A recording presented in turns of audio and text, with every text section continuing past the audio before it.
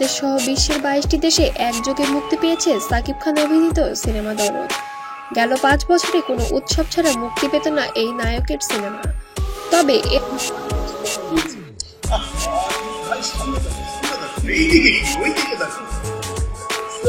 এবার সেই ধারা ভেঙে মুক্তি পেল দরদ।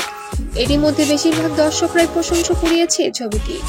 আর এমন মুক্তিতে ভীষণ উচ্ছ্বাসিত সুপারস্টারের প্রাক্তন স্ত্রী চিত্রনায়িকা ঢালিউড কুইন অপু বিশ্বাস। এ প্রসঙ্গে গণমাধ্যমকে অভিনেত্রী বলেন,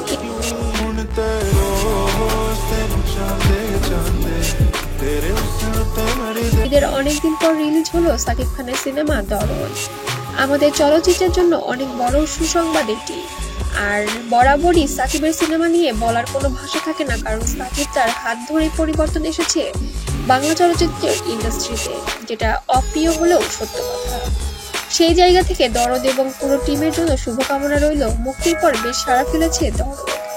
লন্ডন, মালদ্বীপ এবং ইউএসের যেসব প্রেক্ষাগৃহে সিনেমাটি মুক্তি পেয়েছে সেগুলো প্রায় 90% টিকিট বিক্রি হয়ে গিয়েছে বলে জানা গেছে ছবিটির নির্মাতা অনন্য মামুনের বক্তব্য থেকে। তবে সব জায়গাতে যেন হাউসফুল যাচ্ছে। এবার বাংলাদেশেও যেন ঝড় তুলেছে দরদ। এই ঝড় তোলার পেছনে যেন দরদকে সাপোর্ট দিয়ে যাচ্ছে ঢালিউড কুইন অপু বিশ্বাস এবং ঢালিউড জগতের সব চিত্রনায়ক এবং চিত্রনায়িকারা।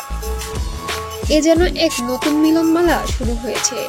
তবে অপু বিশ্বাসের মুখের ওপর যেন অন্যরকম একটি হাসির ছোঁয়া দেখা যাচ্ছে সাকিব খানকে ঘিরে। তবে এই হাসির গুঞ্জন যেন এবার সবকিছু প্রকাশ করবে সাকিব খান।